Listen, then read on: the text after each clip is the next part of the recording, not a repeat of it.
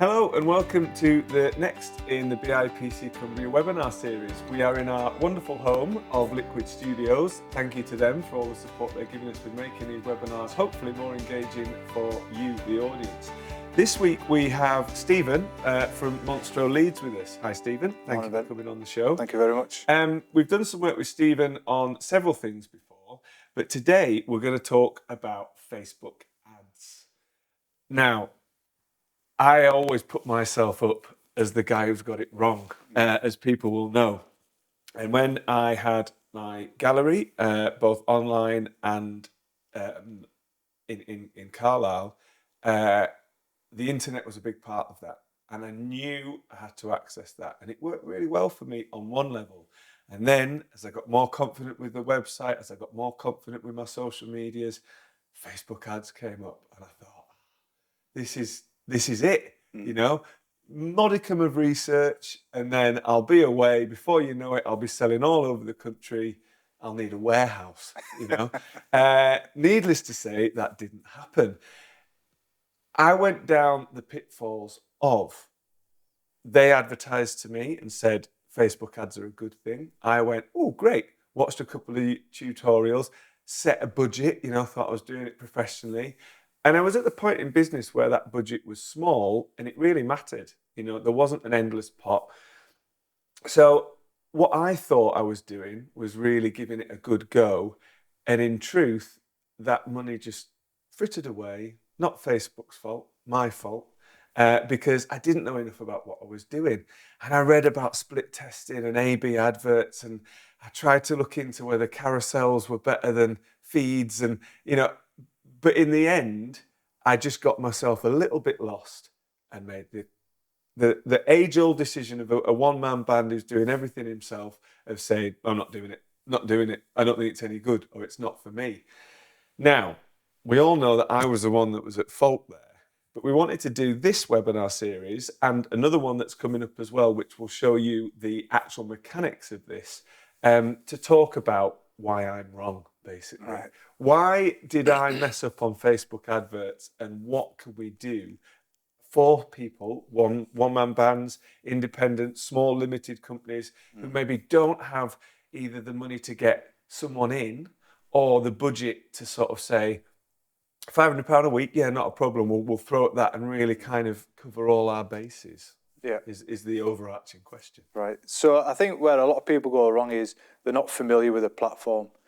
So when I started running ads back in 2014, Facebook was quite new with the whole advertising side of things. So how to set up an ad was a lot more complex then as it is now. They've come on leaps and bounds now. So it's way more straightforward to run an ad now because the platform does it for you using AI to a degree. So you can look at, you know, going through step by step. It's there for you to kind of just tick them boxes and make sure you're doing it in the right way. Prior to that, it was very much, if you did something wrong, then it would turn your ad upside down. So you wouldn't really know where you've gone wrong with that. So it's not necessarily your fault, but it's more the development of the platform to where it is now, to where it was like 2014, 10 years ago when I started running ads. So I think if people familiarise themselves with the platform more and use it as a step-by-step instead of reading or following a YouTube video and they jump straight into the juicy stuff like how much money can I make from Facebook ads, the way you want to look at Facebook ads is it's a customer acquisition tool, not a money-making tool. So if you want to generate customers, this is what you do. Now, people used to say, oh, you know, you put £1 in, you get £3 out with Facebook ads. Yeah, that's all right if you want to do it as a sales thing, but really you want to put the money to one side and think about how many customers can I acquire from this platform. Done right, you can then sell to them multiple times later down the line. So really, if it's going to kind of cost me £3 to acquire a new customer, then I'm quids in because I know I can sell them a £100, £200, £300 throughout their lifetime of being on my list. So that's where people tend to go wrong. They look at it as, I put £1 in, I want 3 out. Yeah. That's not really what Facebook ads are about, really. So that was my first mistake, just focusing on the money. So building that audience is, to anyone in business, like, that makes total sense. As you say, if we talk other things we talked about, like the wider business proposition of the funnel, like you've got to work out how many people you need to come in to get in front of that equals a sale out. And it might be 1,000 people, you need to make 3 sales, or it might be 1,000 people, you need to make 500 sales. Those 3 sales could be worth £10,000 each. Those 500 sales could only be worth £100 each, and it's working out those metrics. So I'm totally on board with the idea of using it to widen my customer base, being that throw it further afield than my shop front or the person who tells the person. But the thing where I struggled with was knowing how to target the right people. Now, I got lots of different bits of advice. Someone said target specific people. So I was in arts, so I'd go down their list of making my own demographic, and I wouldn't just do it on area, or sometimes I would. I'd think, where are the honeypot areas of the UK? And I'd focus on those. I'd go for people who were into arts, creative side, craft, and I'd really kind of hone my audience. And then just as I got good at that, someone said to me, no, it's best just not to target anyone, because then you're limiting people to only like that on their profile. And if they don't know that, and I instantly was back to the drawing board. So for me, I felt I lost a lot of money out of my budget through these knee-jerk decisions of targeting these people, thinking I was doing it right, and then think, I shouldn't target anyone. And sort of, what advice can you give? And I know it's very different depending on which sectors, but targeting audiences. Yeah, so targeting audiences used to be a really good way of getting your ad in front of the right people. So before the whole Cambridge Analytics thing, you could target people based on salary, what car they drove, where they lived, postcodes, these sort of things. So you could get really granular, but you would only really benefit from that if you knew the exact sort of credentials that you were looking for. A lot of businesses rather assume what their customers have or what they use, or this is the type of customer I want to attract, not necessarily the customer that is attracted to my business. So that's kind of where people kind of went wrong with that. Since that whole Cambridge Analytics scandal came out, Facebook have got rid of a lot of detailed targeting. So that then means that your audiences prior to that are no longer available to you. So it would be beneficial starting off from scratch. Now, I'll say this to anybody, regardless of what industry you're in, it's a matter of testing. So if you want to use a bit of detailed targeting, then create an audience that does that, but run an ads side by side that has no targeting and see which one does best. There's no point having a one-horse race, because you've got no variables to use or to gauge against. So if it flunks, then you think, well, that didn't work, I'm just going to kibosh the whole thing. Whereas if you look at one audience that's doing better than the other, then you know within that audience what targeting is working best. And then what you do then is refine it. So that requires more and more testing. So it's not a case of, I'll put 5 interests in and then that'll be it. And then you run the ad and then you set it and forget it. That's going to not only burn a big hole in your budget, but it's not going to give you any confidence or any valuable data that you can then look at and go, all right, I can see where I've went. Yeah, I need to hone in here. I need to focus on this. You've got nothing. So you just think it's a waste of time and then you just leave it. So this is the A/B testing that you're on about, where you have either ads in different places or ads with different target audiences, and then you analyse the difference. So placement isn't really so much a thing nowadays. I think it's more targeting. So if you had, we'll use your gallery as an example. So if you had maybe an audience of people that were interested in certain artists or certain museums that display the art that you've got, and then you just had 3 interests within that audience, and you set that one, and then you create an audience where there is no interests, and it's broad, so you're casting a wider net, and then you run the same ad to the same audiences, and then you can then see from your data, right, that audience is doing better than that audience, right? Okay, why is that? And then you can dig deeper into why the audience is. So you may duplicate that audience again and say, this time I'm going to remove one of the interests to see if that does better or worse. And then by doing that, you'll be able to refine it and refine it again to the point where you've absolutely nailed your audience, to the point where you've generated X amount of sales, and then you can then create a lookalike audience based off that. And that's where Facebook will then find people that are very similar to the audience that you have already created.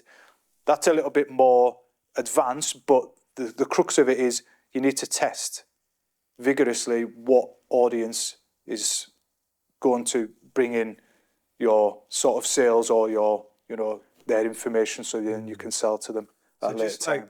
Just like any business would refine their offer, as in what services, what products, what works best, what's selling, you need to do the same with your advertising. Oh, yeah, 100%. No, I don't believe any business goes and knows straight away who their audience is without first tripping over, a few mistakes and saying, right, well, I thought it would have been this audience. When I first started running ads, it was from a personal training business, and I thought, I want to just train this demographic, and it'll be for this, and they'll want to do this, and I assumed what a lot of my clients would want. I was totally and utterly wrong, and it's really about sitting down and having conversations with people to figure out what their pain points are, or what their frustrations are, or the things that they're struggling to achieve, and how you can create a solution. When you can have those conversations, you become a lot clearer on who that individual is. So then when it comes to targeting, you know immediately they're in this age bracket and they're interested in this thing, and you just put those two together and see what happens. And then you put another audience together with no interest, and then again, seeing what happens out of those two audiences, which one does better out of the two. I think that's a great message outside of advertising for businesses, is really sort of, when you're at the planning stage, nail down who is your audience, what do they look like, who's in your field, and who are you trying to sell to, but never limit yourself to that, because there will be those outliers and those curveballs where you think, I never dreamed that my service, my product would be for this audience. But always be open to looking at that as a business, and then that also travels through into what Stephen's saying about advertising as well. We can't talk about advertising without talking about budget. Yeah. Now, I know that you won't be able to say a good advertising campaign costs X, because that is how long's a piece of string sort of question. We could be a business with £1 million turnover, and our budget that we'd set aside out of that profit would hopefully be a lot bigger than a business who's turning over 60,000. Yet there still is a place to add value to the £60,000 one-man band and the £1 million turnover business. So how should you approach budget? I know what we're saying is you need to refine it. So don't just go, I've got 500 quid for the year, let's put it all on this one ad 1 week and hopefully that'll work, because we've already established that isn't the way. There has to be an element of splitting your budget between testing and refining. But is it a case of sort of start small and work up, or should you sort of commit to a big amount first, whatever that big amount or small amount looks like on your company's budget? Yeah, it's a really good question, because a lot of people just throw money at it. I was helping consult with a company that just put £50 out at a time, and I said, well, what's your expectation of that £50? Well, if we get one sale, that's great. Okay, so what does that £50 actually do for your ad? Well, we just put it out there. I says, right, okay, so has there been any testing in with that, and why £50? And they didn't have the answers. So it's almost an emotional. They emotionally they thought £50 sounds about right, and we feel like we're pushing something out for 50 quid. We're comfortable with 50 quid. We'll throw 50 quid in. And I said, well, if that's the case, I'll just come and knock on your door every Thursday, and you can give me 50 quid, because that's pretty much what you're doing with your money. you're just giving it away. You're not getting the return that you're hoping for, because there's no detail in why that £50 is £50 and where you hope that £50 is going to go, and what return you want from that. So, and as I know from a similar sort of attitude, very quickly that's £250, very quickly that's £500, and then you think, oh, like the panic sets in. You think, I spent £500. Like what am I doing for this? And then the penny drops. Probably when you sort of were at the point where you should have had a more educated approach. So there's definitely got to be a structure to your budget. So what I would say is budget what you're comfortable putting in, but have the expectation of you may not get an instant return on that initial first month or 2 months. These things take time to work out. So I'll say, look, if you've got a customer, if you've got a product rather that's worth £100, how much are you willing to pay to get that customer? Is it £100? Are you happy to break even on the first point of sale? If they say yeah, I say, right, okay, so then you're looking at spending £100 either a day, a week. I wouldn't say a month because you're not getting anything out of that, but a day or a week. If you can get one sale out of that, that's fine. But you're only going to get one sale. So we would say, right, how many customers would you like? Oh, I would like 5. How many a week can you handle? 5, 10. Right, okay, so that's probably where your budget's going to go. Well, I can't afford £500 a week. Right, okay, so let's break it down further. And then what you would then do is go into some of their other products or services that are a little bit more of a low-hanging fruit. Have you got anything that's under £100 that you can just get a quick turnaround over on, and then you can upsell them onto £100? Yes, right, okay, we'll look at that.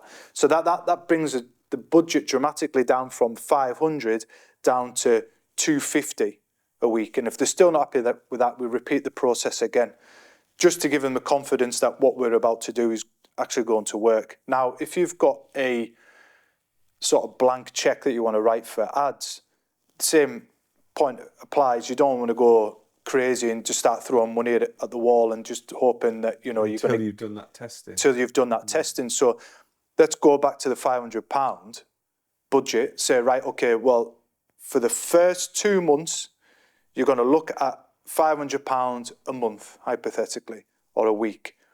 We're going to use 80% of that for testing. Once we've got to that testing phase, whatever's left over, we're going to then put into the winning ads or the winning audience. So if you've created 3 audiences and you know which audience is doing best, you cut the other 2 out and you put the remaining 20% into that one ad to push it right the way through to get it past that testing phase.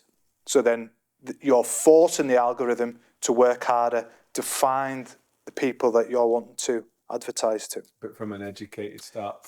If you're just going at it willy-nilly and you're just thinking, I'll put 100 quid in, it's not a bandit, it's not a gambling machine. This is money that you're putting in with your business, but which ultimately will land in Facebook's pockets, but not in yours. Then you're going to build that resentment up towards Facebook because you're not making that educated guess, or you're not going at it with a very logic or with a formula and it's structured in terms of what you're doing with your money. Yeah, that makes sense. Now, the next thing that I struggled with was platforms. Facebook owns, they own Instagram. Yeah. Is that the only 2 that they're... They've got WhatsApp as well. You can advertise on WhatsApp as well. News to me. Yeah. News to me. But then also there's other platforms are available, and they all have an advert feature to them, And I know that there'll be some people say YouTube is the only way that you can advertise a business. Oh no, LinkedIn's where and a lot of it will depend on who your audience is, which I get. But also, I was very quickly, Instagram was our chosen, Facebook was our sort of outlier for the industry I was in, and there'll be people who are vice versa or neither of those platforms, and Twitter might be where they're at.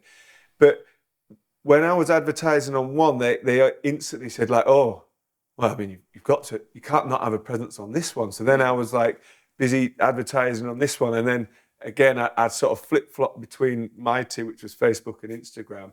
And I suppose in a way I was judging what worked best for me, and I found out it was Instagram. We could get more audience response from Instagram, being a very visual thing. It was very quick to post, use hashtags and boost a post. And, so I kind of tested in that way. It did work for me. But instantly I felt, oh, but now I'm not doing this over here now. And I was running between two formats. Is there a kind of this formulaic approach to where I should be advertising? So when you advertise on Facebook, that automatically advertises on Instagram as well, because you can dual platform. Now, I wouldn't exclude one out over the other, because you'd be potentially half in your market. You would just gauge which platform is doing the best. And then obviously it comes down to creative then as well. Videos, do they work better than images? Well, in my experience, depends what the video is about and depends what the image is promoting. So there has been a lot of changes with Facebook's rules, where they used to say you could only have, I think it's only like 20% of the image can be taken up by text. Now you can just obliterate the whole picture with a large headline and it'll get through. Because their algorithm and their AI is getting better at looking at and reading what's on the image. So images would work better for some products, videos would work better on the other. However, if we were to come off Facebook and use something like TikTok, then we would then know that images won't work on TikTok. We know video would, but we know short form video works better on TikTok, whereas longer form may work better on Facebook. So there's a lot of changes within the platforms. TikTok is going over more to the long form to try and compete with YouTube, but isn't quite there and probably won't be there for some time yet. So what I found is, if you can create content like TikTok, it will work over Instagram and Facebook, because Facebook and Instagram are actually trying to compete with TikTok because they've nailed their platform down, TikTok. So they know short form, they know it's fast, they know it's snappy, and just by the sheer growth of it in its short time, it's superseded anything that Facebook and Instagram have done in their time. So now they're trying to play catch up. So what I would say is, look at what TikTok creators are doing and then try to replicate that. You'll find that may work better. When you've done it once, you can post it over 3 platforms all at the same time, as opposed to trying to make 3 different types of content.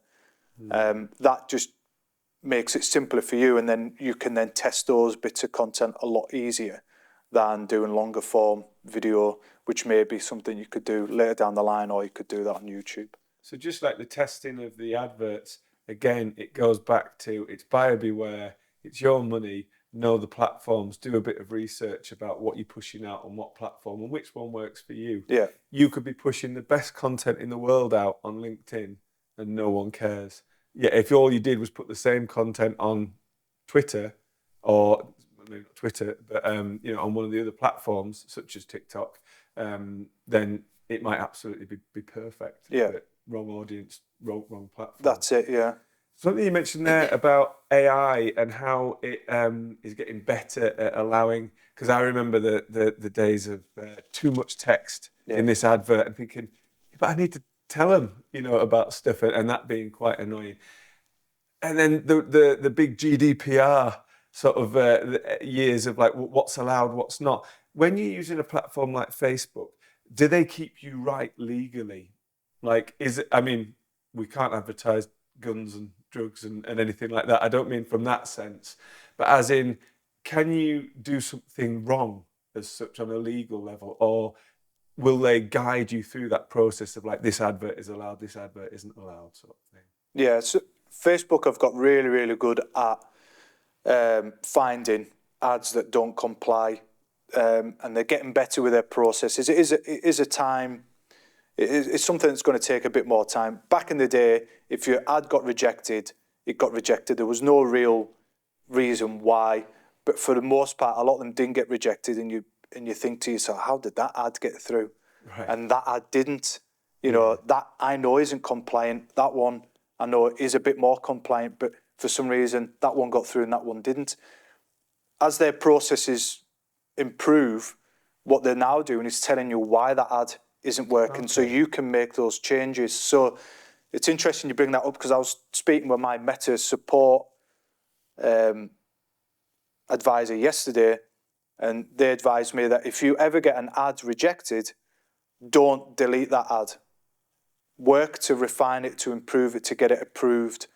If you get an ad rejected and you delete it straight away, you're admitting on Meta's face value that you know that ad wasn't compliant, and then they'll just shut your account down if you have too many of these red flags occurring. So if you get an ad rejected, which I've had plenty in the past, you go into it and you request a review straight away. When they review it, they'll tell you why it was rejected.